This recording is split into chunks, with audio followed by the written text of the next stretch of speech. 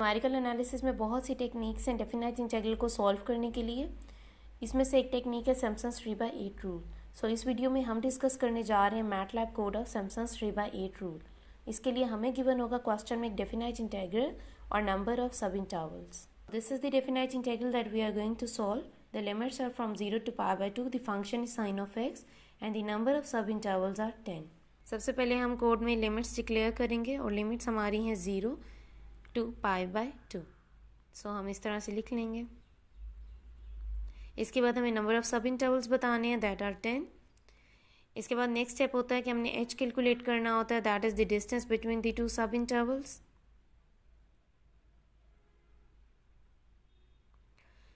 अब next step है कि हमने अपना टेबल बनाना है। टेबल बनाने के लिए हमें एरे जो है वो फिल करना है। x का एरे होगा और उसके अगेंस्ट हमारे पास देन y का होगा। सो सबसे पहले x के एरे को फिल करने के लिए हमारा जो लूप है वो स्टार्ट होगा 0 to n के लिए। अब हमें पता है कि एरे के सबस्क्रिप्ट में हम 0 सबस्क्रिप्ट नहीं ले सकते, इट ऑलवेज स्टार्ट्स विद 1। सो हम x के जो सबस्क्रिप्ट लिखेंगे दैट विल बी i+1, ताकि जब i आपके पास 0 हो तो जो फर्स्ट एंट्री होगी that will be x of 1। और इसको इनिशियलाइज करने के लिए हम यूज़ करते हैं formula that is a + i × h।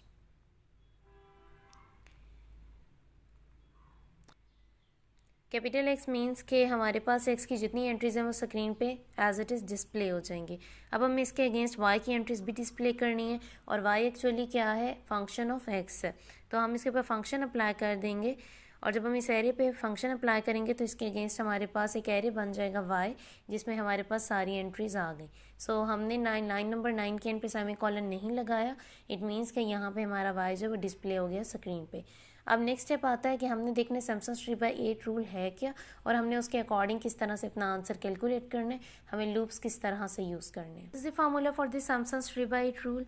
और इस फार्मूला में अगर हम देखें तो हमारे पास ब्रैकेट के बाहर 3h/8 मल्टीप्लाई हो रहा है और ब्रैकेट के अंदर y0 और yn का कोई भी कोफिशिएंट नहीं है, जबकि हमारे पास जो सेंटर में बाकी सारी टर्म्स होंगी दैट इज़ y1 से लेके yn-1 तक, उन सब के साथ हमारे पास कोफिशिएंट भी होगा।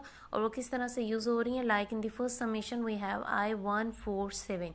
अब 147 हम यहाँ देख सकते हैं कि हमारे पास जो डिफरेंस आ रहा है i की वैल्यूज़ में वो 3 का आ रहा है। इसी तरह से जो नेक्स्ट समेशन है i = 258, उसमें भी हमारे पास 3 का डिफरेंस आ रहा है। इसी तरह जो लास्ट है i = 369, उसमें भी 3 का डिफरेंस आ रहा है। हम ये वाला फार्मूला नहीं यूज़ करेंगे बिकॉज हमारे पास 0 सबस्क्रिप्ट नहीं है मैटलैब में। हमारा एरे का सबस्क्रिप्ट स्टार्ट हो रहा है 1 से। सो हम सारे जितने सबस्क्रिप्ट इस फर्स्ट फार्मूला में लिखे इनमें 1 ऐड कर देंगे। 1 ऐड करने से y0 y1 बन गया। जो हमारी लास्ट टर्म है yn, वो yn+1 बन गई है। अब फर्स्ट समेशन पे आ जाए, जो हमारा i147 से n-2 तक है, इसमें जब मैं 1 ऐड करूँगी so our initial values will be i258 and so on. और जब n-2 में 1 ऐड करेंगे तो n-1 बन जाएगा। इसी तरह से नेक्स्ट समेशन पे आ जाए, i हमारे पास है 258, इसमें 1 ऐड करने से 369 बनेगा और हमारे पास जो अपर लिमिट है n-1, उसमें 1 ऐड करने से n आ जाएगा। इसी तरह से नेक्स्ट टर्म पे आ जाए i = 369, इसमें 1 ऐड करने से 4 7 10 आ जाता है और ऊपर n-1 में 1 ऐड करने से n आ जाएगा और बाकी सब कुछ एज इट इज़ रहेगा। अब हमें यही वाली चीज़ एज इट इज़ कोडिंग में लेके जानी है। हम आंसर के नेम से एक वेरिएबल रखते हैं जिसमें हमने पूरी स्क्वायर ब्रैकेट को सॉल्व करके रखना है। हमारे पास स्क्वायर ब्रैकेट में 2 टर्म्स ऐसे हैं जिनके साथ कोई कोफिशिएंट नहीं है, तो हम सिंपली पहले उनको ऐड कर लेते हैं और वो टर्म्स हैं y1 एंड yn+1। ये दोनों ऐड हो गई। ऐड होने के बाद अब नेक्स्ट हम आ जाते हैं समेशंस पे। सबसे पहले हम फर्स्ट समेशन सॉल्व करते हैं। इसके लिए मैं लूपिंग वेरिएबल रख रही हूँ j। अब मैं लूपिंग वेरिएबल j रख रही हूँ तो जहाँ पे y ऑफ कॉल करूँगी तो वहाँ पे हम सबस्क्रिप्ट j यूज़ करेंगे। 2 3 का गैप आएगा और हमारे पास समेशन की अपर लिमिट थी n-1। हम जो कैलकुलेशंस कर रहे हैं उसी के अंदर ऐड करते जाएंगे और हमारे पास यहाँ पे कोफिशिएंट आ रहा है 3। समेशन के अंदर जो कोफिशिएंट था वो क्या है 3 × जो भी आपकी y की यहाँ पे पर्टिकुलर वैल्यू आ रही है और मैं इसको y of j का नेम दे दूँगी। और ये लूप हमारा एंड हो गया। सो लूप 11 to 13 जब चलेगा तो हमारा फर्स्ट समेशन जब वो कैलकुलेट हो चुका हुआ है, जो हमारा 2 से स्टार्ट होकर n-1 तक जा नेक्स्ट समेशन पे। सो नेक्स्ट समेशन के लिए हम अगेन फॉर का लूप लगाएंगे और यहाँ मैं लूपिंग वेरिएबल के यूज़ कर रही हूँ और हम इसे स्टार्ट करें 3 से और हमने 3 का जंप देना है और इसके बाद हमारे पास अपर लिमिट समेशन की आ जाती है n। Same formula as it is लिखेंगे लाइक हम आंसर के अंदर ऐड कर रहे हैं। So we are writing answer is equals to answer plus, और इसके बाद हमारे पास यहाँ पे जो कोफिशिएंट था इस समेशन में वो भी 3 था। So we will write 3 multiply by y और ब्रैकेट के अंदर हमारा लूपिंग वेरिएबल यहाँ पे k है, that's why we will write k here. End हो गया। सो सेकंड समेशन भी आपका हो चुका है, फाइन। सो अब आ जाते हैं हम थर्ड पे। थर्ड के लिए हम दोबारा लूप लगाएंगे और हम अब लूपिंग वेरिएबल एल रख लेते हैं इज इक्वल्स टू, हमारे पास ये स्टार्ट हो रहा है समेशन 4 से स्टार्ट हो रहा है, 3 का गैप आ रहा है और अपर लिमिट इसमें आ जाती है n। अगेन हम सेम लिखेंगे answer is equals to answer plus, लेकिन इस बार हमारे पास कोफिशिएंट क्या है लास्ट वाले में 2। So we will write 2 multiply by y of, अब लूपिंग वेरिएबल l है तो that's why we will write l here, bracket close semicolon, और हमारे पास यहाँ पे एंड हो गया ये। अब लाइन नंबर 19 पे जब हम पहुँचे हैं तो हमारी पूरी की पूरी स्क्वायर ब्रैकेट सॉल्व हो चुकी है, लेकिन अब हमने क्या करना है, नेक्स्ट में आई की वैल्यू कैलकुलेट करनी है, that is the final value of Simpson's 3/8 rule. So इसके लिए हमने क्या करना है कि ब्रैकेट के बाहर हमारे पास लिखा है 3 multiply bye h divided by 8, इसको हमने मल्टीप्लाई करा देना है आंसर के साथ। सो अब जब ये कैलकुलेट होगा तो आई की वैल्यू आ जाएगी, और मैं यहाँ पे सेमीकोलन नहीं लगा रही ताकि ये एज इट इज़ डिस्प्ले हो जाए स्क्रीन पे।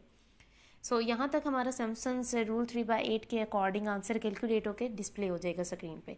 लेकिन अगर मैं चाह रही हूँ कि ये चेक करूँ कि मुझे साथ एक्चुअल वैल्यू भी नज़र आए और फिर हम एरर भी कैलकुलेट कर लें कि हमारा कितना एरर आया एक्चुअल वैल्यू से।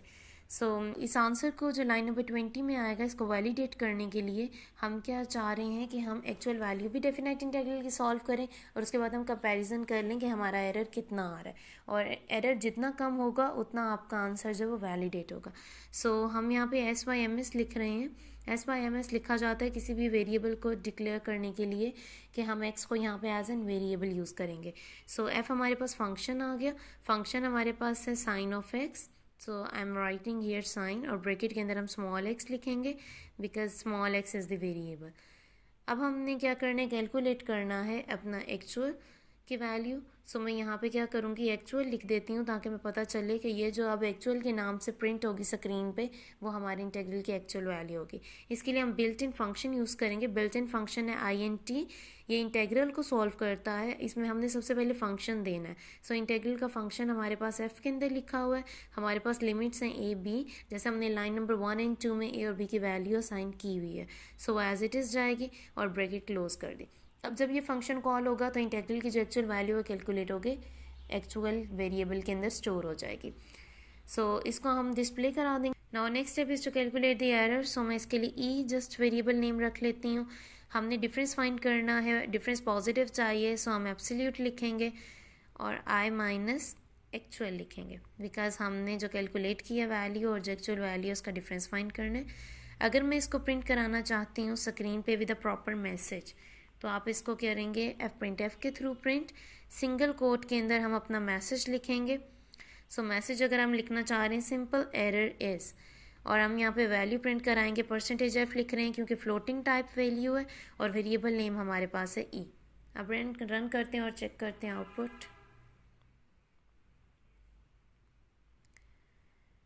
टॉप पे हमारे पास हमारा फाइल नेम आ गया sim38 equals to 0 b equals to 1.5708। ये वैल्यूज़ हमारी कन्वर्ट हुई हैं डेसिमल में। n equals to 10 number of सब इंटरवल, h की वैल्यू आ गई। अब जो स्क्रीन पे आपको x और y का एरे नज़र आ रहा है दिस इज़ योर टेबल। उसके बाद हमारे पास i की वैल्यू आ गई 0.9607 जो कि सिम्पसन्स 3/8 रूल के अकॉर्डिंग हमने सॉल्व की है।